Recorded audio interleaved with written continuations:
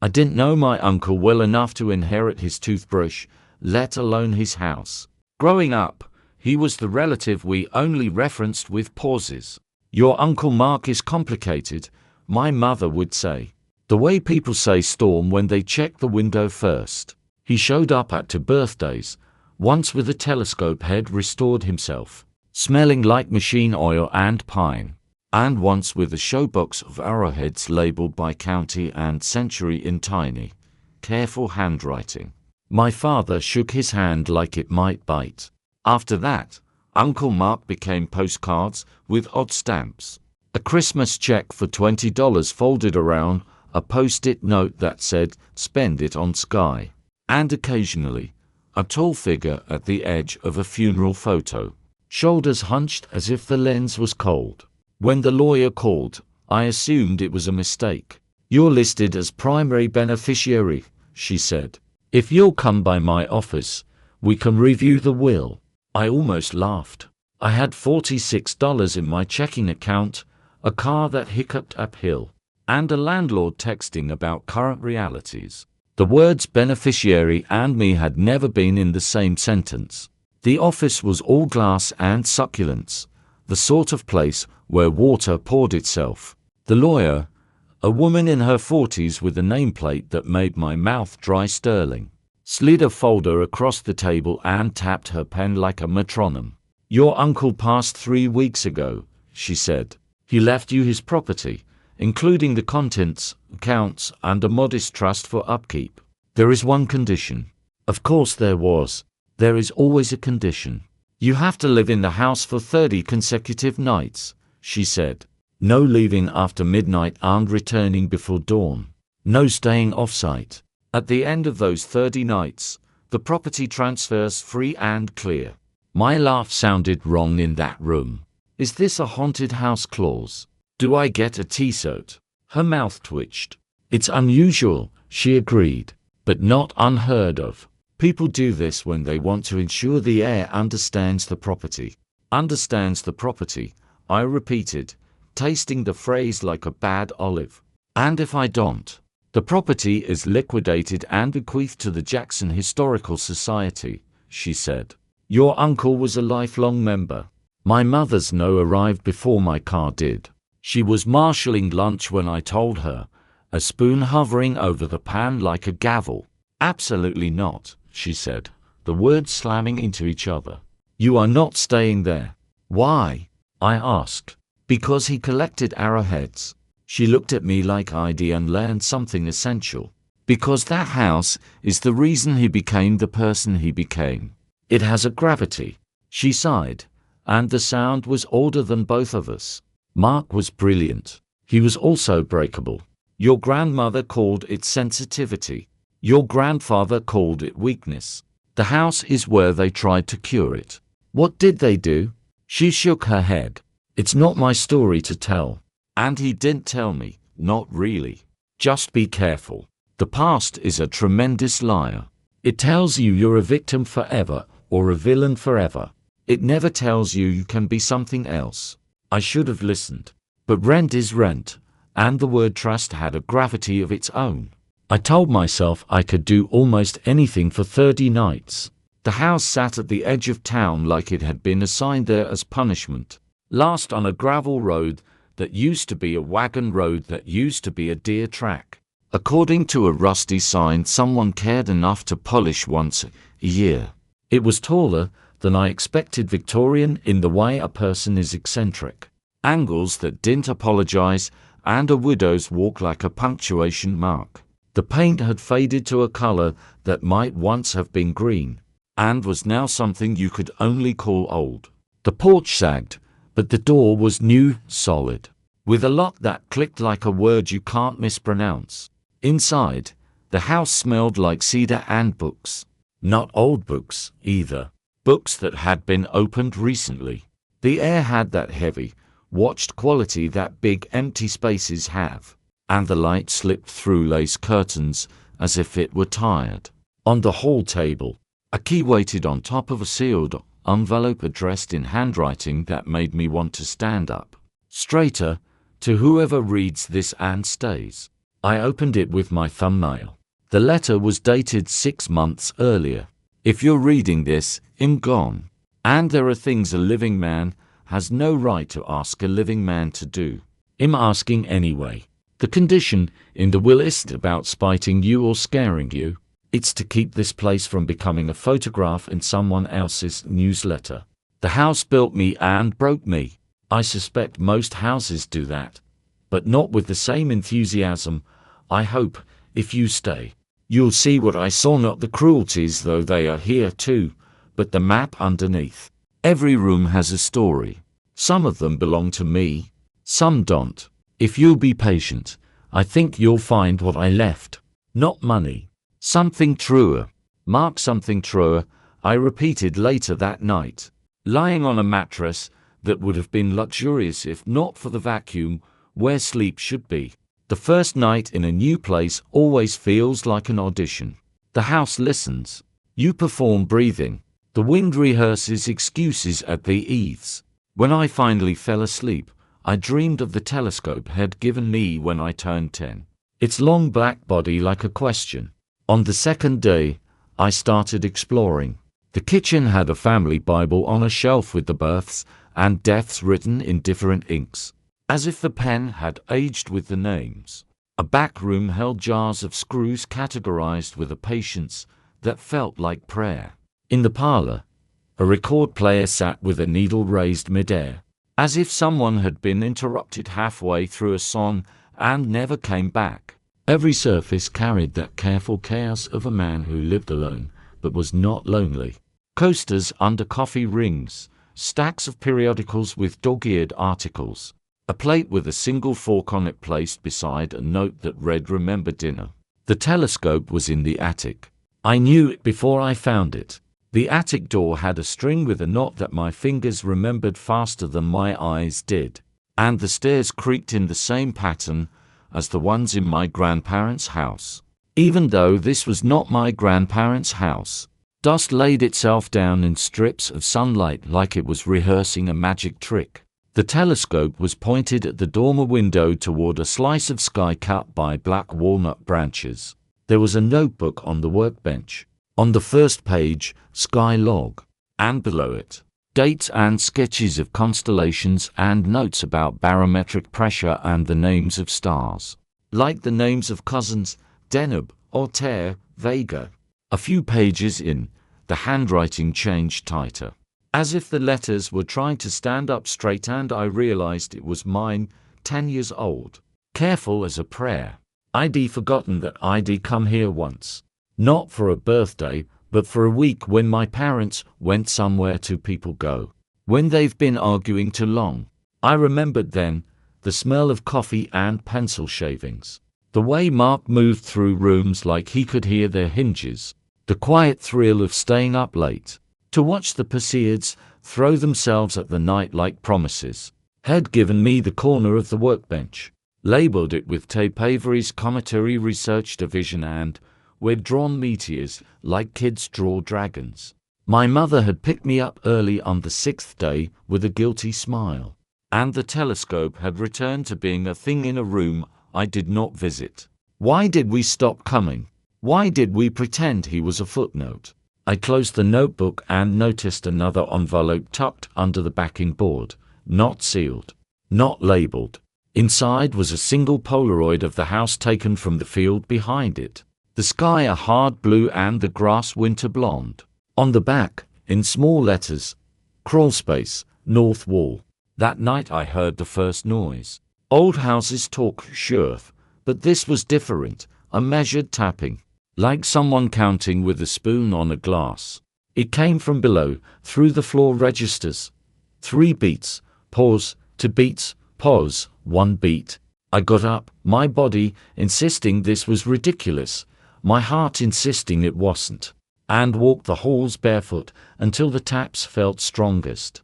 The floor there had a rug with little roses around the edge, and the air above it was cooler. I rolled the rug back. The boards underneath were darker in a rectangle, the nails newer on one side. The north wall of the crawl space. I found the entrance behind the laundry room, an old panel that gave up its secret to the screwdriver. the way secrets often do, reluctantly and all at once. The crawl space smelled like dirt and iron. A string hung from the center, like a spider had given up knitting and moved away. I pulled it. A bare bulb came alive with a pop that made me flinch. The north wall wore a coat of fresh plywood and a row of screws, with just enough paint on them to pretend. When I pried it back, I saw the safe. When I say safe, you think of bank vaults and heists. This was a chest from a school gym or a shop class, locked with a hasp and a padlock that would have been ashamed if it had the self-awareness. The key was taped to the inside of the panel, because sometimes a man who hides a thing also wants it found.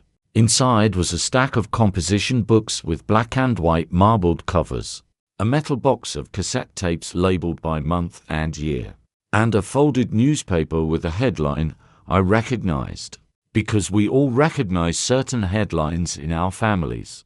Local teacher accused in grade-fixing scandal. My mother had taught math then. My father had been a vice principal at the same school. The scandal had lasted 6 months and ended in a way we had never discussed at dinner. Someone had taken the blame, and it had not been my mother. I took the tapes upstairs like contraband. The house did not change the way it breathed. In the study, the cassette deck sat beside the record player like a museum exhibit.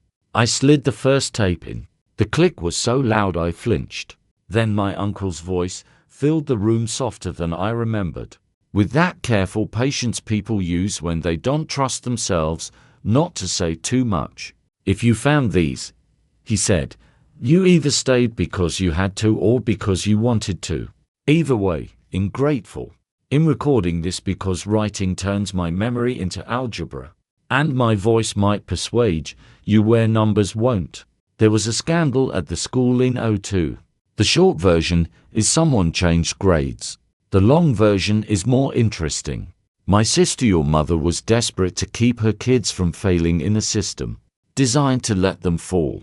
She gave extra credit, she bent deadlines, and one day, she crossed a line she told herself was a line of chalk. Your father found out because that was his job. He loved her.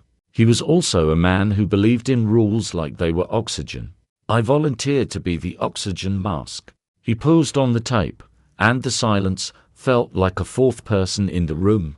I had a reputation already, he said. Too smart, not obedient enough. Parents didn't like how I taught history too much about what was done to people, not enough about what was done for them.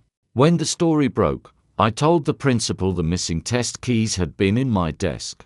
I told the superintendent I had been careless with login info. I told the board that grief had made me sloppy. He laughed, without humor. No one questioned it because it fit. People love when mistakes confirm their prejudices. Your mother kept her job. Your father kept his. I lost mine. Everyone thought it proved what they already believed, that I was unreliable. I paused the tape because my hands were shaking. I called my mother. She didn't answer. I called again. On the fourth ring, her voice arrived. That careful brightness she used with telemarketers armed me when she was guarding something. Honey, is everything all right? Did Uncle Mark take the fall for you? I asked, because if I hadn't forced the sentence into now, I don't think it would ever have come out. The phone breathed at me. Where are you? She asked. In his house. I told you not to. She stopped. When she spoke again, it was a different voice, like she'd put down the spoon from 20 years ago. Your uncle saved me, and he saved your father from choosing between me and the job that made him feel like a good man. We told ourselves we would repay him, but he didn't want repayment. He wanted us to be better, and that's harder to give. Why didn't you tell me? She made a sound that might have been a laugh, might have been a sob. Because I didn't want you to think the world works like that the right person takes the blame. It doesn't. It shouldn't. But that's what he did. After we hung up, I listened to the second tape. My uncle talked about the house, then how his father, my grandfather, had built closets like fortresses and schedules like fences. How my grandmother had found secret gentlenesses to smuggle to him between the rails. How rooms remember what we make them do. The parlor was where he tested us, my uncle said. You could recite the presidents, or you could hold your ear. Either way you learned. The dining room was where we ate our silence. The attic was the only place the house stopped being a house and became sky. If you've been up there, you know. I did know. The attic air felt different, like forgiveness lived up there. By the fifth tape, I realized every cassette held a story and a clue. In the third, he mentioned his last class and how they'd tuck cards into their essays, thank yous from kids with chipped nail polish and handwriting that leaned right like the wind was behind it. I found them in a shoe box under the guest bed, each card dated, each with a Polaroid of a kid with someone's future in their eyes. In the fourth, he spoke about a map he'd drawn for himself the year he lost everything. If you can't go forward, he said, go true. He'd framed it behind a painting of a river, an actual paper map of the county overlaid with red threads connecting his house to the park, where he proposed to a woman who said no. The library where he forgave the librarian for banning him as a teenager for reading after hours, not for stealing. The school where he'd taught, and the bar where he'd learned how to stop, and the church where he learned how to leave. I stayed. Night 3 blurred into night 12. I fixed a loose hinge because it annoyed me. I cooked once and remembered he'd left a jar labeled chili powder Mark's mix, and cried because that was such a lonely, hopeful thing to do, to make a spice blend like another person might come. On night 15, I found my name on a letter in the study drawer, written last year. Avery, I never taught you to throw a baseball, but I tried to teach you the names of the things you'd see when the lights went out. I hope you remember that names are kindnesses we give to the unknowable. I also hope you know you owe me nothing. If you never touch this house again after the 30 nights, I won't haunt you. I don't believe in ghosts the way other people do. I think we haunt ourselves when we ignore the parts of our lives that contain the truth. There is a key in the music box on the piano. It doesn't open a lock. It opens a promise. The music box was the sort with a ballerina that hadn't danced since the 80s. Under the felt lining, a small brass key lay like a tooth pulled by a god. It had the number 27 stamped on it. I didn't understand until I looked at the tapes again. There were 26, each with a month and a year. The 27th was missing. In its place, a slot lined with red velvet and a post-it, for the 30 nights only. On night 27, I played the last tape. The cassette clicked, and his voice came, older than all the others, softer, almost embarrassed. I didn't tell the whole truth, he said. I didn't just take the fall because I was a fool for my sister. I took it because I thought I could carry it. I thought I could turn shame into fertilizer like poets say. But shame doesn't grow gardens. It grows fences. I let it fence me in here. I let it become a discipline. I punished myself so my family wouldn't have to punish me. He laughed, small. You can't atone by proxy. It doesn't work like that. A long pause. The tape hummed.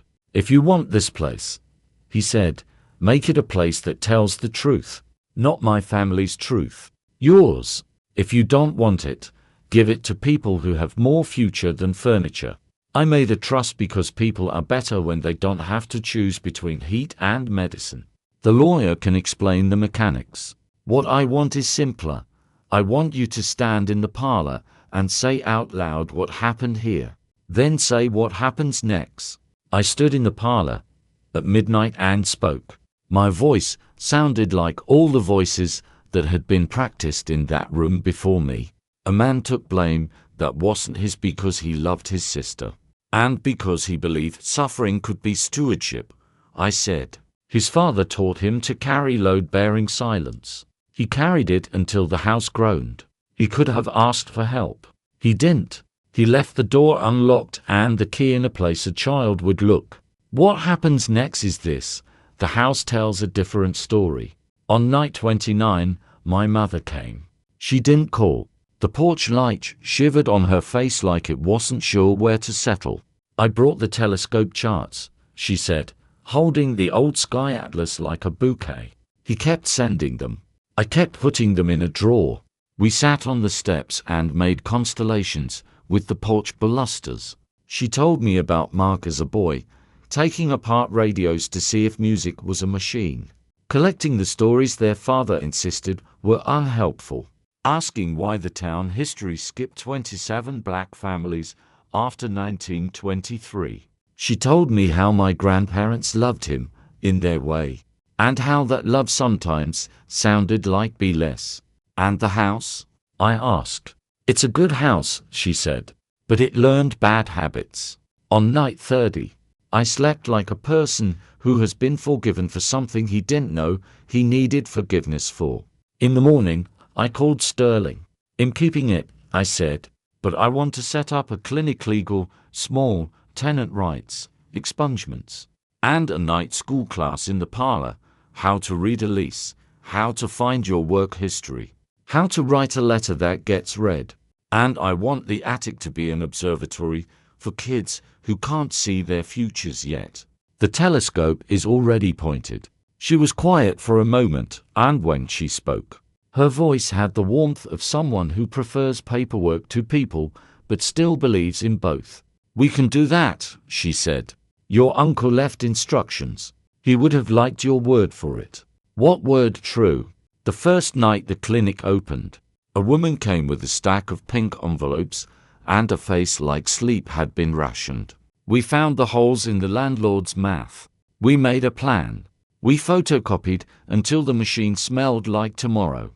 When she left, she hugged me and cried into my shirt and said, "I didn't think anyone would help me." I almost said I didn't think anyone would help me either. But she didn't need my autobiography. She needed a path. Later, I climbed to the attic with a group of kids from a school where the music program had been chopped in half because someone thought numbers told the whole truth. We named Vega and Deneb aloud, rolled the syllables like marbles. Let Orion be a story instead of a weapon. I told them the names were gifts from people who stood where we were standing hundreds of years ago, and wanted the sky to answer back. The smallest kid asked if the stars ever forgot their names. "Only when we do," I said. I kept listening to the tapes. Not all at once. Grief wears out your ears. I found a photograph in the kitchen drawer of my uncle with a woman I'd never seen. Both of them laughing like they'd heard the same joke. On the back, had written she said no, and it was still yes. Underneath the photo was a jar of chili powder Mark's mix. I sprinkled it into eggs and cried again because there are flavors you only taste when you're ready to admit you miss them. My father came by once, stood on the lawn, and looked at the house like it had become his class, waiting for order. We spoke cautiously, as if the porch had microphones. "I'm sorry," he said, not for the first time in his life, but for the first time about this. "I know," I said. "Me too."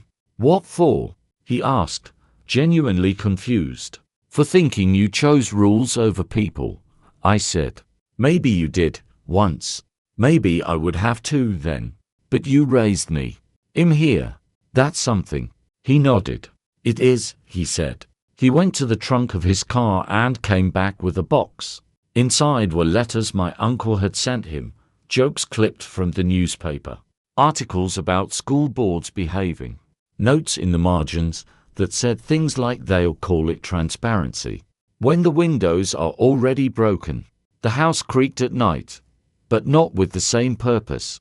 It was like a person who has been holding a breath for years and finally remembers how to exhale. Sometimes I sat in the parlor with the lights off and listened for tapping.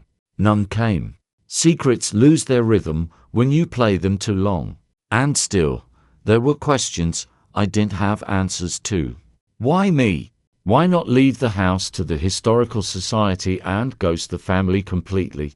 The answer arrived on a morning when the mailman left a padded envelope with no return address. Inside was a copy of the first picture of me with the telescope.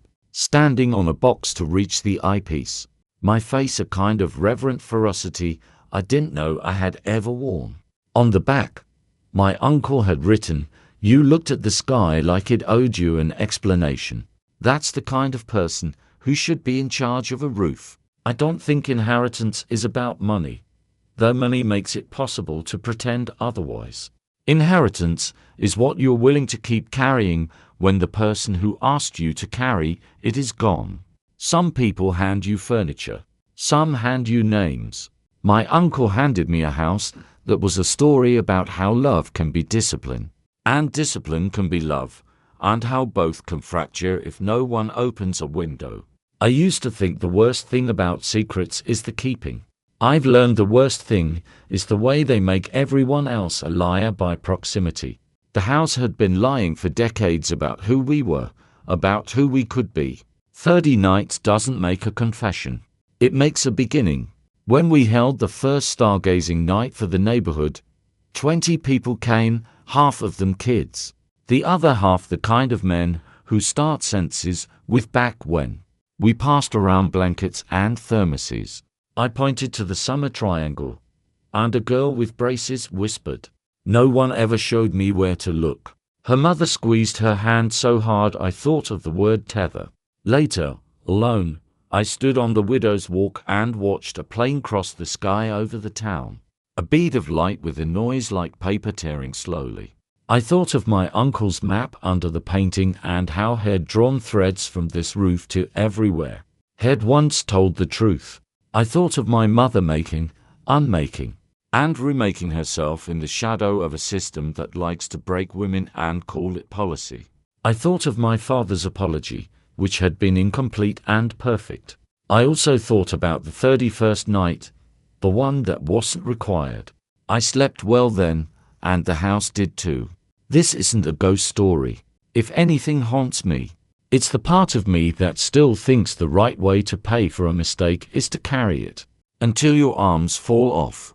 My uncle did the arithmetic and found another answer. He carried it as far as he could, then left clues for someone who might carry it differently. That someone turned out to be me. I don't know if this is a happy ending. The clinic is always busy. The night school is always full of people who should have been taught this at 15 and weren't. The attic smells like dust and wonder. Kids learn the names. The house holds them. Sometimes I come downstairs and find a new note in a child's handwriting on the hall table. Thank you for showing me where to look. On those days, I make eggs and use the spice mix. And I am surprised by the way grief and gratitude taste almost the same when you let them. You could say I inherited a house. In another light, I inherited a choice. Keep telling the old story or write a different one with the same rooms. In writing, some nights it feels like copying out a sentence someone else started. Some nights it feels like a brand new language. I don't know what you've inherited. Maybe it's a house. Maybe it's a habit. Maybe it's a secret nobody said out loud because saying it made it real. I can't tell you what to do with it. I can only tell you what I did. I stayed long enough to hear the truth. And then I made the rooms say it back.